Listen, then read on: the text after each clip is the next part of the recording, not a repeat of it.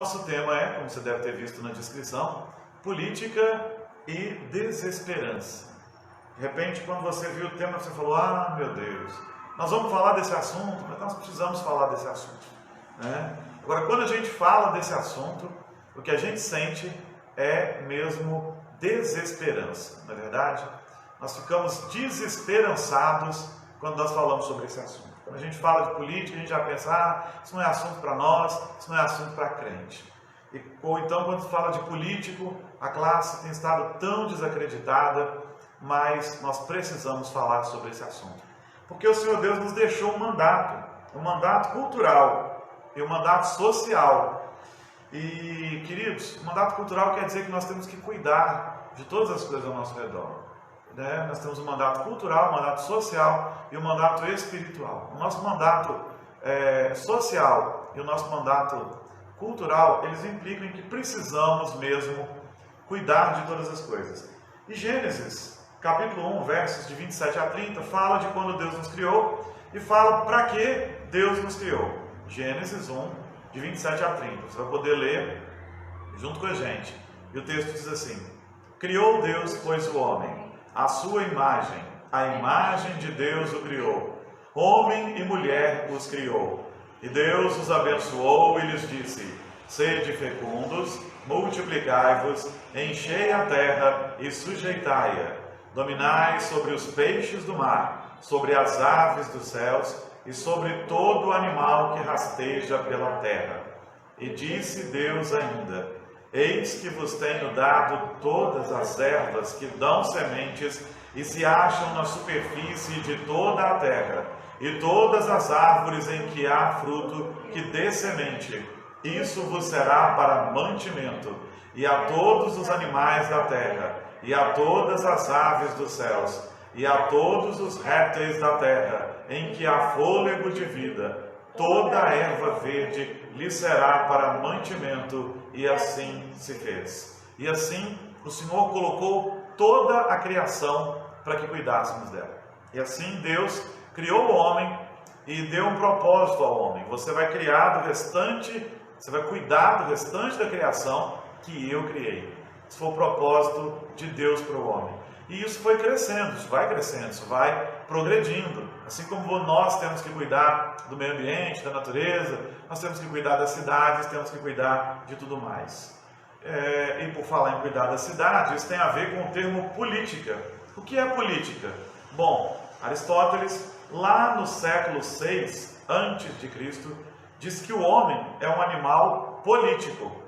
Nós não concordamos com o animal, né? Deus nos chamou de homens, mas ele usou essa expressão porque ele entendia política como a arte de cuidar das cidades. Polis, do grego, polis, cidade, política, então, era a arte de cuidar das cidades. Ele entendia que todo homem precisava ajudar no cuidado da cidade. E assim, todo homem era político. Todo homem fazia política. Todo homem, então, faz política.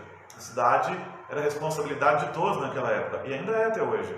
Então ele entendia a política assim, como a arte de cuidar da cidade. Nesse sentido, todos nós somos políticos de fato. Tomás de Aquino, que viveu no século XIII, agora depois de Cristo, né, AD, ele entendia assim: política é a arte de cuidar do bem comum. O conceito universal de política continua existindo. Então agora política é a arte de cuidar do bem comum. Nesse sentido, também todos nós precisamos ser políticos. Nós não podemos ser egoístas ao ponto de não nos preocupar com o próximo. Tá? E todo o ato humano é um ato político. Tudo que a gente faz é um ato político, pois todo o ato declara o que pensamos. E deveria ser o melhor para nós e para todos. Todo ato nosso revela como que a gente pensa, né? O que a gente pensa, ou seja, todo ato humano é um ato político. Se a gente está disposto mesmo a cuidar do próximo, se não está, como pensamos, quais são os valores que nós seguimos, todos os nossos atos revelam isso. Todos eles. Tá? E por trás de todo o ato político está uma ideologia.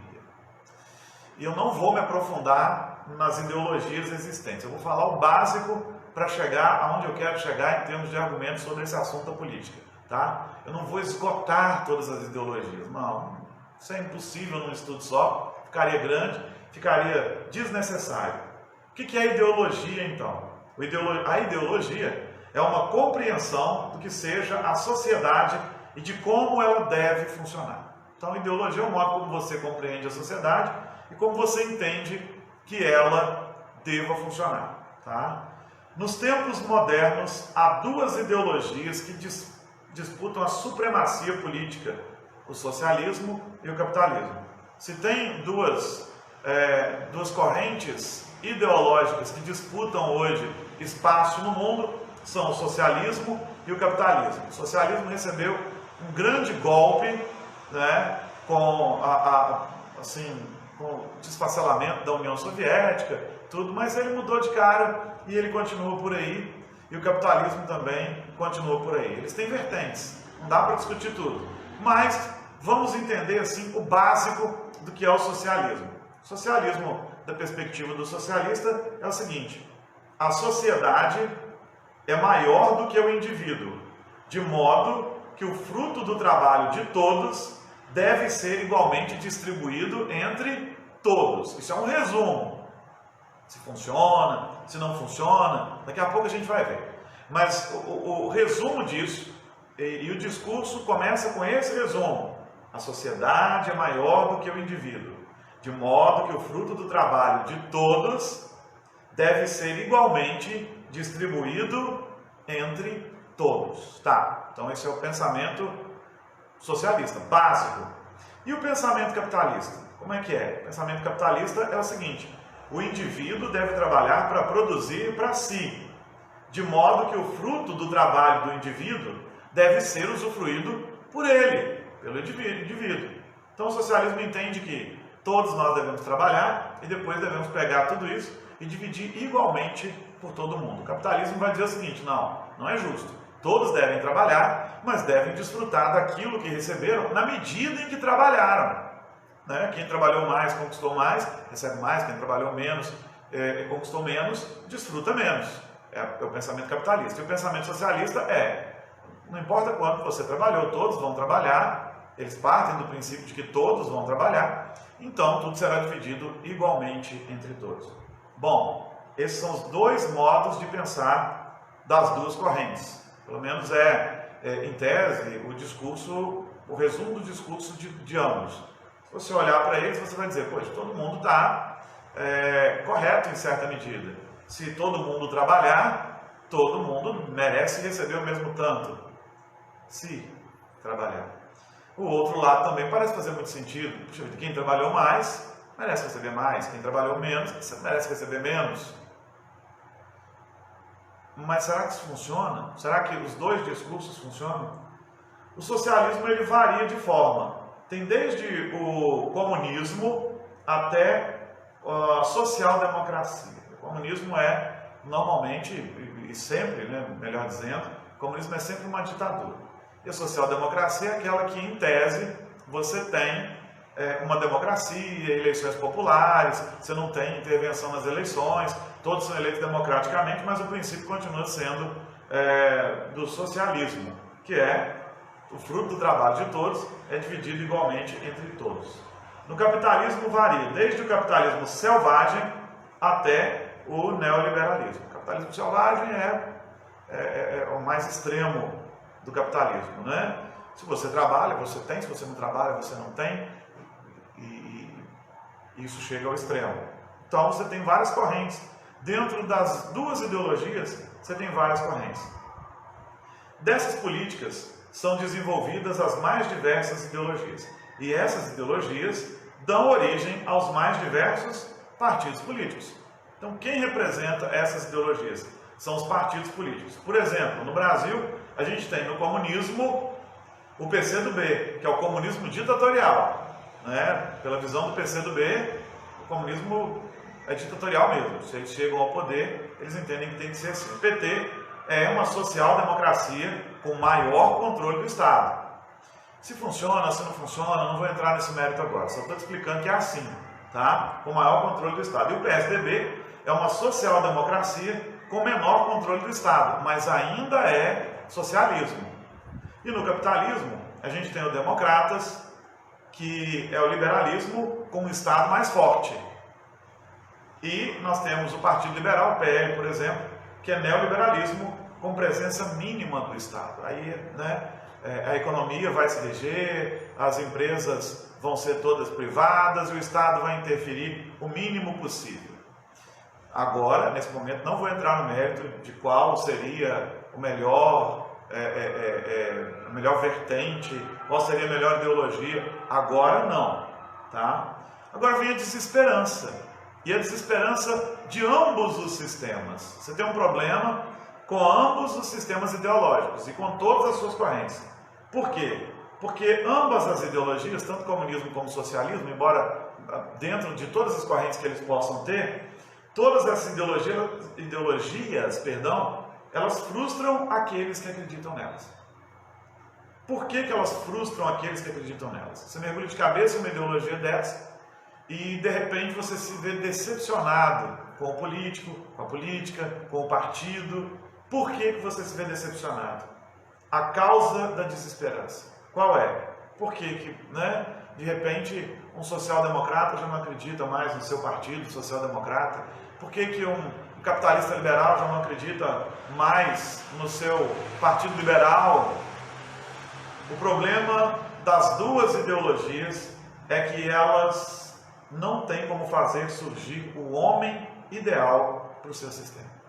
Não existe o homem ideal para o sistema funcionar. O homem ideal para o comunismo se realiza no serviço ao próximo. Plenamente no serviço ao próximo. O homem que o comunismo encontrou, no entanto, foram corruptos com o adágio, e eu já ouvi muito isso, quem parte e reparte e não fica com a melhor parte, ou é bobo ou não entende de arte. Esse foi o problema. Por que o comunismo caiu nos países do leste europeu? Por que o comunismo caiu na maioria dos países? E por que onde ele chegou a crescer? Porque ele não tem um homem ideal. Porque a corrupção foi constatada, porque, de fato, o que resume o que aconteceu é exatamente isso. Quem parte e reparte não fica com a melhor parte, ou é bobo ou não entende de arte. E aí você tem o homem corrupto gerindo tudo isso. Então ele não surgiu o homem totalmente voltado para o próximo, totalmente altruísta, totalmente dado ao próximo. A sociedade não produziu esse homem, né? Esse homem não foi produzido pela sociedade. E o homem ideal para o capitalismo seria um homem iniciador, um homem realizador e ao mesmo tempo altruísta, ou seja, ele iria produzir para si, e ele iria produzir com tanta abundância que o excesso da sua riqueza ele doaria. Aquilo que ele não precisasse, ele doaria, ele repartiria, sem o menor problema. Acontece que esse homem ideal também não surgiu. O homem que o capitalismo encontrou, na maioria das vezes, e quase todos, são egoístas que dizem: quem pode mais, chora menos. Esse é o resumo. São as frases que resumem os homens que surgiram de ambos os sistemas ideológicos. Não existe o homem ideal para esses sistemas. Ele não existiu. Esses sistemas acabam dando de cara com a verdade que Paulo, há muito tempo, mas há muito tempo já tinha pregado. E o que é que o apóstolo Paulo diz? Lá em Romanos, capítulo 3, versos de 10 a 13, está escrito assim. Como está escrito: não há um justo, nenhum sequer. Não há ninguém que entenda. Não há quem busque a Deus. Todos se extraviaram e juntamente se fizeram inúteis. Não há quem faça o bem. Não há nem um só. A sua garganta é um sepulcro aberto. Com as suas línguas tramam enganosamente. Peçonha de áspides está debaixo de seus lábios. O homem ideal não surge, porque existe um problema no meio do homem: o pecado. O problema é o pecado. E ainda que exista um ou outro homem que tenha uma boa intenção, a maioria não tem. E muitos de boa intenção se corrompem ou são corrompidos no meio do caminho. O homem ideal não existe por si só. A sociedade não pode criar o homem ideal. A sociedade não gera o homem ideal. E as ideologias não geram o homem ideal. Por isso, tanta desesperança. E agora? E agora? Se nenhum dos dois sistemas políticos pode gerar o homem ideal que vive em sociedade, porque você teria que ter um homem bom. O homem bom, no comunismo, ele se daria ao seu próximo, repartindo de bom grado tudo aquilo que ele tem. Mas não é o que acontece. Quando há oportunidade, ele junta mais para si do que para os outros. E o homem ideal do capitalismo também não existe, porque ele deveria olhar para o seu e dizer: eu tenho muito, eu posso distribuir. Mas acontece que quanto mais ele tem, mais ele quer. Aqui está a desesperança. E agora? O problema é com a matéria-prima. E a matéria-prima somos nós, o homem. Para corrigir o problema, têm sido criadas as mais diversas leis. As mais duras leis, em alguns lugares, em alguns países. E mesmo assim não se resolve. E em alguns têm se criado leis que lamentavelmente protegem aqueles que caem na corrupção. As medidas de endurecimento da lei não resolvem o problema. O sistema continua sendo corrupto. As leis continuam sendo burladas e algumas até mudadas. E o que a igreja tem a ver com isso? Esse é que é o grande ponto agora. O que é que a igreja tem a ver com isso? E aí, talvez os crentes fiquem agora ouvindo isso e pensando: meu Deus, pastor, não envolve a igreja nisso não. A igreja não tem nada com isso. Vamos manter a igreja longe de todo esse negócio. Mas a verdade é que lá em Mateus 5,13, Jesus diz assim, tratando com os seus discípulos, ele diz assim: vós sois o sal da terra. E se o sal for insípido, não tiver sabor, como lhe restaurar o sabor? Como ele vai salgar? Para nada mais presta, senão para ser lançado fora e ser pisado pelos homens. Aí o crente precisa pensar nisso. Como que o crente vai proceder na política? Bom, diz a Bíblia então que nós temos que ser o sal da terra. Disse Jesus que nós temos que ser o sal da terra. E ele vai dizer também nesse mesmo capítulo que nós temos que ser a luz do mundo. E isso se aplica em todos os setores da sociedade. Somos chamados para ser fator de preservação, é o que o sal faz, de impedimento da deteriorização. E temos muito a oferecer em todas as áreas, inclusive na política. O que o sal faz? Ele impede que a carne apodreça.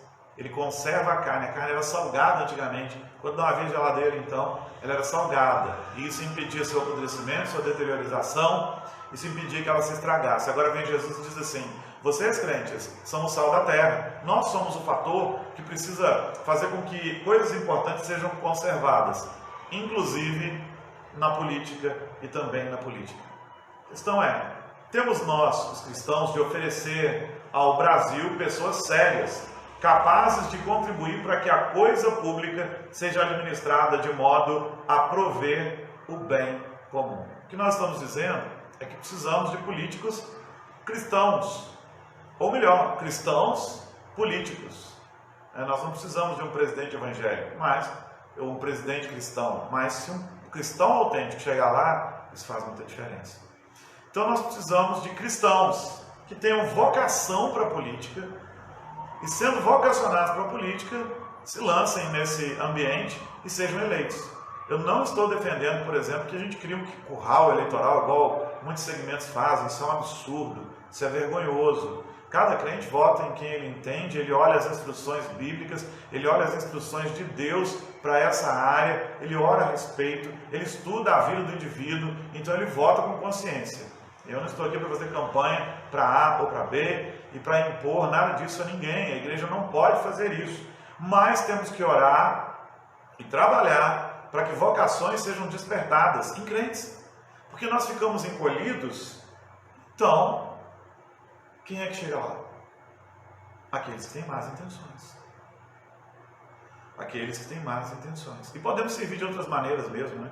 Eu mesmo, muitas vezes, fui de conselhos populares, fui do Conselho de Assistência Social, do Conselho de Saúde, de vários conselhos. Minha esposa foi do Conselho do Fundeb, que fiscaliza ali o uso dos recursos para a educação, né? O Fundo da Educação Básica. E nós não recebemos nada por isso. Alguns até pensaram que nós queríamos nos candidatar a alguma coisa. Eu falei, não quero, só quero ser útil à comunidade. Isso já é fazer política.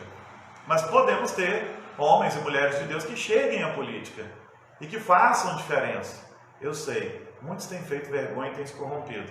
Talvez porque eles sejam políticos cristãos. O dia que eles forem cristãos em primeiro lugar e depois políticos, das duas uma. Ou eles mudam o ambiente político, ou eles não permanecem lá por causa da pressão dos corruptos, mas dizem porque não estão ficando lá, por causa da corrupção. Mas precisamos orar por isso, porque quanto mais nós nos acovardamos, quanto mais nós nos omitimos, talvez acovardar seja um termo pesado, mas quanto mais nós nos omitimos, mais outros aproveitadores vão chegando lá. No Brasil se criou aquela ideia de que política e religião não se discute. E é por isso que temos maus políticos. E é por isso que o povo tem caído nas garras de falsos profetas. Porque se vai discutir política, não pode. Então todos ficam calados. E aí os maus políticos ascendem ao poder. Você vai discutir religião, não pode. E aí os falsos profetas, os falsos mestres, os falsos religiosos, as pessoas que ensinam coisas falsas, eles vão crescendo. Precisamos orar para que Deus levante homens, no sentido geral de homens e mulheres, sem ter que ficar fazendo toda hora aquele discurso de precisamos orar para que Deus levante homens e mulheres, precisamos orar para homens e mulheres. Não, precisamos orar para que Deus levante homens, isso no sentido geral, para que eles façam diferença também nessa área, porque nós somos regidos por essa área. Querendo ou não, nós somos regidos por políticos. E quando o rei, quando o rei é bom, o povo se alegra, não temos mais reis. Mas quando os governantes são bons, o povo certamente se alegra. Nós cristãos, de oferecer então pessoas capazes de contribuir para a política, também para a política, e para todas as áreas. Todas as áreas. O cristão deve ser influência na medicina, o cristão deve ser influência na advocacia, o cristão deve ser influência em todas as áreas. Na docência, no ensino, o cristão deve ser referência em todas as áreas. Precisamos entender essa ideia. Tudo que um cristão faz é para a glória de Deus. Para nós não existe sagrado e profano. Para nós tudo é uma questão espiritual. Se glorifica a Deus, nós faremos. E faremos do modo com que glorifica a Deus. Se não glorifica a Deus, nós não faremos. Ou se o modo como for feito não glorifica a Deus, nós não aceitamos. De trás de cada ato político há uma ideologia. E nós temos alguma ideologia? Agora nós chegamos a um ponto interessante. Então, se de trás de cada ato político, que a gente já tinha visto lá no começo do estudo, existe uma ideologia, qual é a ideologia cristã? Então, a ideologia cristã ela é capitalista ou ela é comunista? Boa pergunta, né? Dá até vontade de parar aqui e falar cenas dos próximos capítulos. E aí você continua me ouvindo na semana que vem. Mas nós vamos esgotar o assunto agora, então. Nós, na verdade, temos a ideologia do reino dos céus. A ideologia cristã. Mateus 6,33 diz assim: mas buscai, portanto, buscai em primeiro lugar, o reino de Deus e a sua justiça, e todas essas coisas, todas as demais coisas, vos serão acrescentadas. Então nós temos um reino que nós buscamos, o reino de Deus. E nós temos valores que buscamos, os valores do reino de Deus. O que me molda não é o capitalismo, nem o comunismo. O que me molda é a palavra de Deus. Tem coisas que o comunismo pode dizer, ou melhor, o socialismo, porque o comunismo não, porque é sempre uma ditadura. Mas há coisas que o socialismo pode dizer que eu encontro nas escrituras. Eu posso concordar, mas eu não posso concordar com a ideia toda. Não dá para concordar com toda a ideia. Tem coisas que o capitalismo apregoa que eu posso concordar com relação ao trabalho, a recompensa do trabalho, mas eu vou concordar com tudo o que é apregoado ali? Não. O que molda o pensamento de um cristão é a palavra de Deus. O texto que nós acabamos de citar, de Mateus 6,33, esse texto está num contexto em que Jesus está tratando da sobrevivência.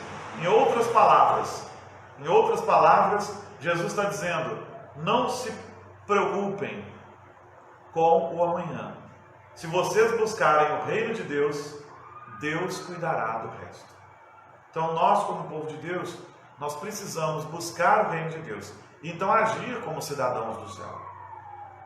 A gente vê, por exemplo, traços do nosso reino quando Jesus apregou as bem-aventuranças.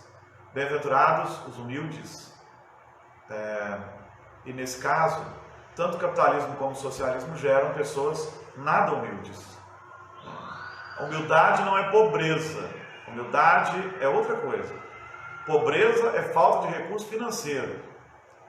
Humildade é uma característica dissociada da falta de recurso financeiro. Tem gente rica humilde, tem gente rica soberba. Tem pobre humilde, tem pobre orgulhoso.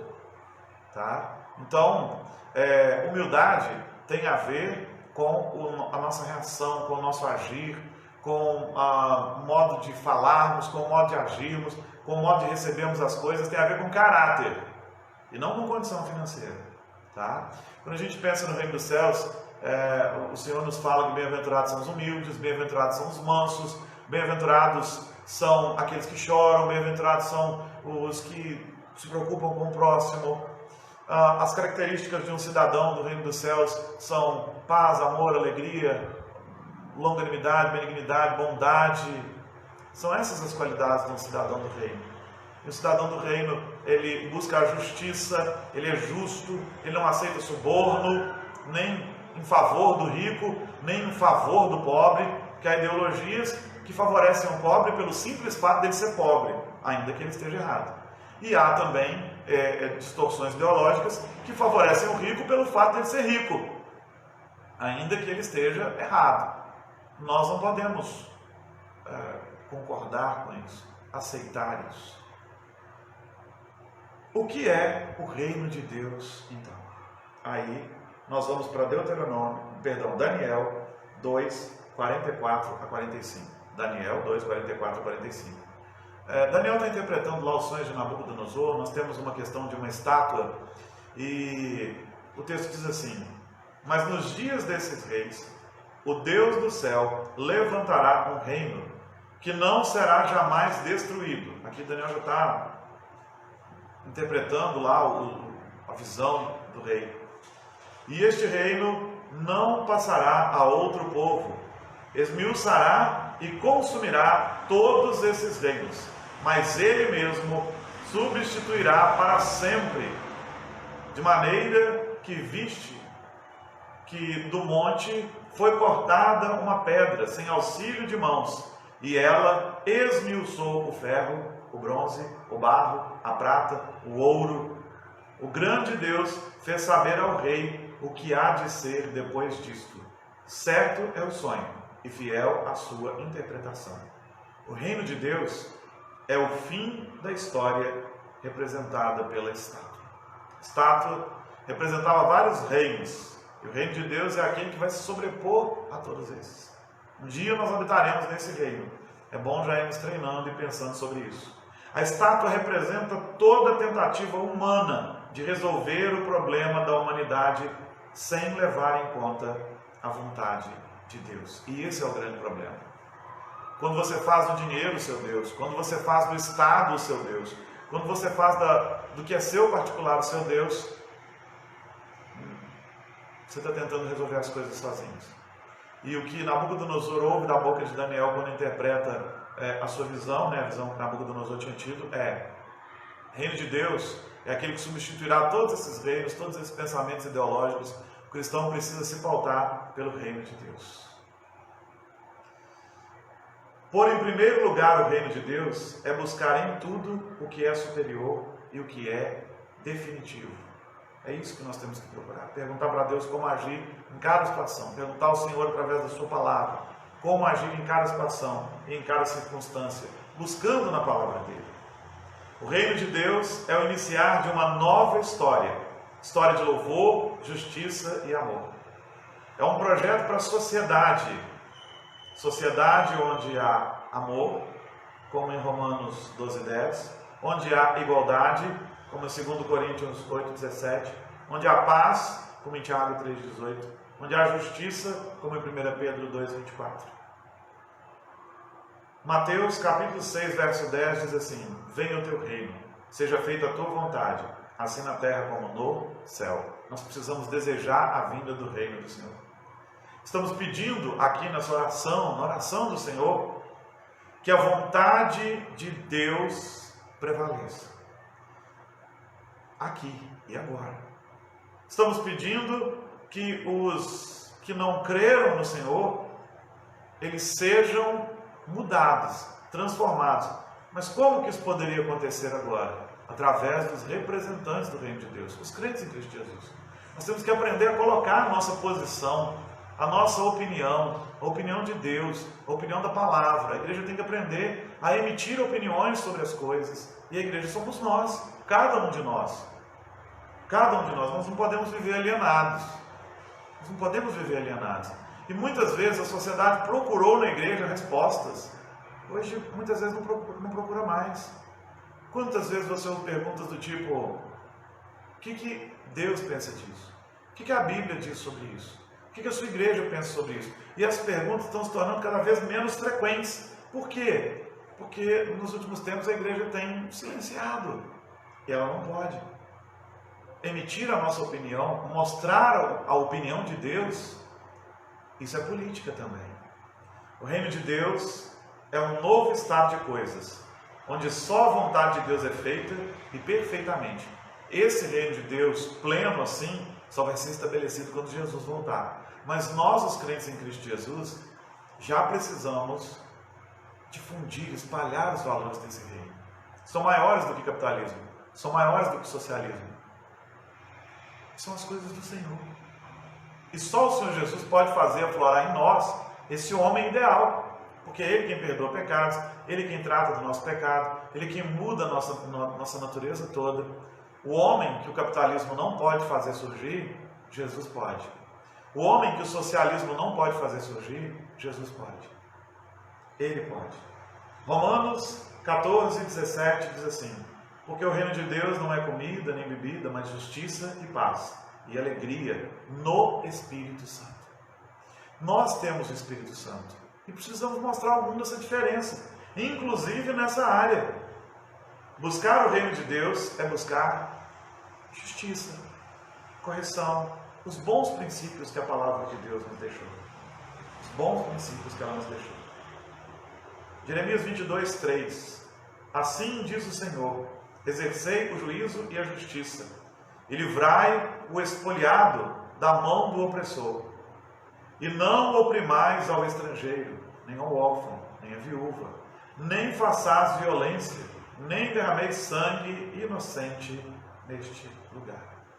Queridos, e nenhum dos dois sistemas ideológicos hoje tem se mostrado suficientes para trazer esse estado de coisas para esse mundo. Só nós podemos trazer esse estado de coisas. Só o povo do Senhor, o povo que conhece a Bíblia, o povo que verdadeiramente conhece a palavra. Tá?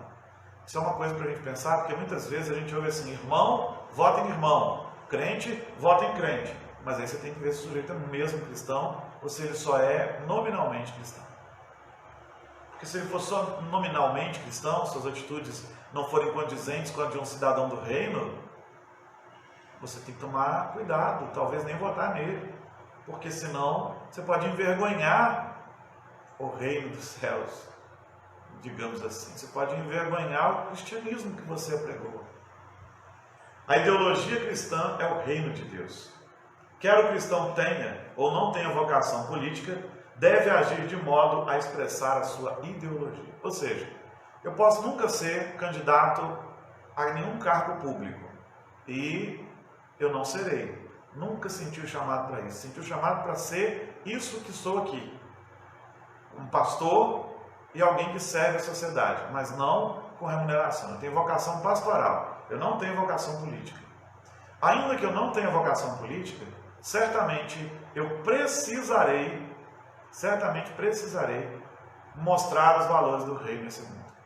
Então, muitas vezes, ainda que eu esteja ligado a um grupo capitalista, por exemplo, muitas vezes eu terei que chegar para eles e dizer: isso que vocês estão prestes a fazer está errado. errado. Os valores do reino de Deus são esses. Ligados no sentido de conviver com eles, de estar sempre junto a eles. Tá bom? Eu vou ter que abrir minha boca e falar a verdade. E na verdade eu devo estar livre para falar com quem quer que seja. A igreja precisa estar livre para falar com quem quer que seja. Tem uma frase que eu carrego comigo, que eu acho muito interessante e que eu gostaria de compartilhar com você. Ela é uma frase de Martin Luther King. Martin Luther King Jr., que era um pastor e que é muito conhecido na história porque lutou pelos direitos dos negros americanos, militou sobre isso mesmo. Ele diz assim: a igreja não é a senhora ou a serva do Estado, mas antes sua consciência. Ela deve ser a orientadora e a crítica do Estado, nunca sua ferramenta. Então entenda, a igreja não está aqui para mandar no Estado, como alguns segmentos gostam de fazer, né? Usar a religião, a igreja, para controlar o Estado. E a igreja também não está aqui para ser serva do Estado, para servir ao Estado em troca de favores. A igreja está aqui para ser a consciência do Estado. Ela deve estar livre para poder dizer aos políticos, aos governantes, ao Estado, aos postulantes a cargo público, a quem quer que seja. Ela deve estar livre para poder dizer assim, está certo, ou então está errado, tem que mudar. Sem estar comprometida com forças políticas de tal maneira que ela não possa falar. Muitas às vezes ouvem isso, né? Olha, nós ajudamos vocês, agora vocês têm que ficar quietinhos. Está errado. A igreja deve ser então a consciência do Estado. Ela deve ser a orientadora do Estado. E criticar o Estado positivamente ou negativamente. Né? Dizer está certo, está errado. A igreja nunca pode ser ferramenta do Estado, né? Para que o Estado a use para que ele possa conquistar isso ou aquilo. Não, ela não pode.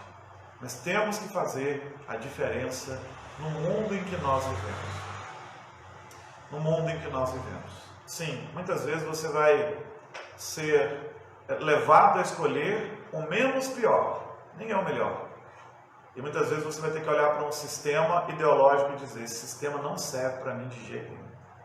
Ainda que eu não concorde com tudo que o outro sistema está dizendo, esse aqui não serve para mim, porque ele persegue cristãos, porque ele prende cristãos, porque ele me impede de exercer a minha fé. Nesse sentido, o comunismo, por exemplo, não dá para um cristão seguir.